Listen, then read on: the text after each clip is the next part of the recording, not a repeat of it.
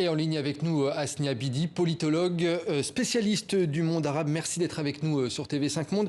Hasni Abidi, que ce soit côté israélien ou palestinien, chacun revendique la victoire après ce cessez-le-feu. Mais on l'a vu, cette trêve, elle semble bien fragile.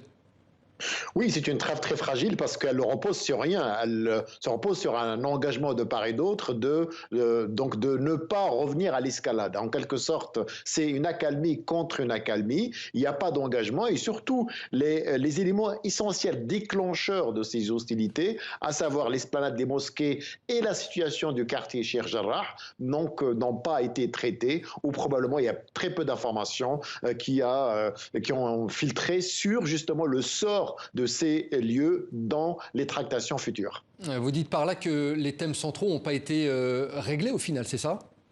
Oui, c'est une décision unilatérale qui a été prise par le gouvernement israélien, d'ailleurs, un courage israélien du gouvernement, de dire il faut maintenant cesser ces hostilités. La pression du président Biden a donné ses fruits après le 5e appel téléphonique, mais on n'a pas discuté ces conditions parce qu'il est difficile pour Netanyahou de revenir sur la situation d'esplanade des mosquées. Ça va l'affaiblir davantage devant déjà une droite qui n'est pas très contente de cette décision.